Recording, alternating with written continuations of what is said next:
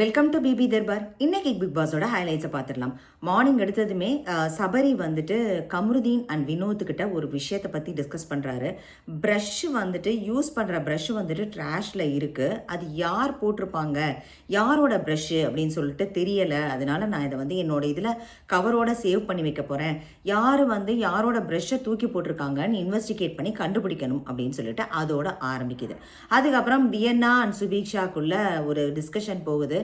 டாஸ்கில் வந்து நீங்கள் ஏன் என்னை இப்படி சொன்னீங்க அப்படின்னு சொல்லிட்டு சுபீக்ஷா வந்து வியனாட்ட கேட்குறாங்க. அப்போ வியனா வந்து அதுக்குண்டான ரீசனிங் கொடுக்குறாங்க. எனக்கு வந்துட்டு நீயோ கிமியோ வந்து செகண்ட் அண்ட் தேர்ட் பிளேஸ் வந்தது எனக்கு அவ்வளோவா உடன்படலை அப்படிங்கிற அவங்களோட பாயிண்ட் எடுத்து வைக்கிறாங்க. அதுக்கப்புறம் ஜெயிலில் வந்து எஃப்ஜே தூங்கிக்கிட்டே இருக்காரு. அப்போ வந்துட்டு பிக் பாஸ் வந்து கூப்பிடுறாரு, உள்ளுக்குள்ளே கூப்பிட்டுட்டு எஃப்ஜேக்கு வந்து ஒரு வார்னிங் கொடுக்குறாரு. நீங்கள் தூங்கி 3 தடவை வந்து உங்களுக்கு நாய் குறைச்சிருச்சு, அதனால நீங்கள் வந்து இன்னைக்கு ஃபுல் டே வந்து தூங்கவோ உட்காரவோ கூடாது அப்படிங்கிற ஒரு பனிஷ்மெண்ட்டை கொடுக்குறாரு. அப்புறம் எல்லாரும் 3 பேரும் ஃப்ரீயாகிறாங்க. பார்வதி ஜெயிலேருந்து, பார்வதி, திவாகர் அண்ட் எஃப்ஜே.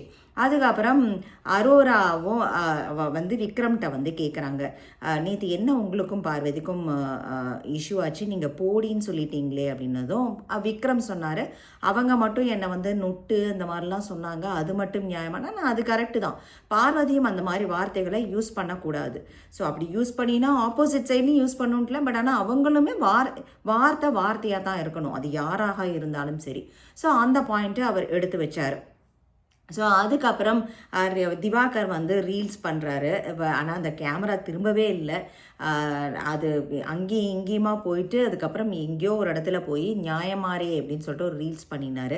அதுக்கப்புறம் அது முடிஞ்சுது. அதுக்கப்புறம் பெஸ்ட் பெர்ஃபார்மர்ஸ் அண்ட் ஒர்ஸ்ட் பெர்ஃபார்மர்ஸை வந்து செலக்ட் பண்ணுறாங்க. அதில் எல்லாரும் கானா வினோத் அண்ட் எஃப்ஜேவை வந்து பெஸ்ட் பெர்ஃபார்மர்ஸாக செலக்ட் பண்ணுறாங்க. வேர்ஸ்ட் பெர்ஃபார்மன்ஸாக கனியையும் திவாகரையும் யுனானிமஸாக செலக்ட் பண்ணுறாங்க. அப்போ வந்து பார்வதிக்கும் கனிக்கும் இடையே ஒரு சிறு சலசலப்பு ஏற்படுது. இவங்க இன்பிட்வீன் டாஸ்க் இன்பிட்வீன் கனியை பற்றி ஸ்வீட் பர்சனாக இருக்காங்க அப்படி இப்படின்னு ஏதோ சொல்ல வர அது வந்து ஒரு சின்ன ரிஃப்ட் மாதிரி போகுது. அதுக்கப்புறம் பார்வதி வந்துட்டு அரோராவை வந்து ஒரு அக்யூஸ் பண்ணினாங்க. அதாவது அவங்க ஏதோ குறியீடு காமிச்சாங்க, ஆபாச குறியீடு அப்படின்னு சொல்லிட்டு. அதுக்குள்ள ஹவுஸ்மேட்ஸ் எல்லாம் கேரக்டர் அசாசினேஷன் அரோரா மேலே பண்ணாதீங்க, இது டர்ட்டி கேமாக இருக்குது, டர்ட்டி ஜோக்காக இருக்குது அப்படிங்கிற மாதிரி ஒரு மாதிரி போச்சு.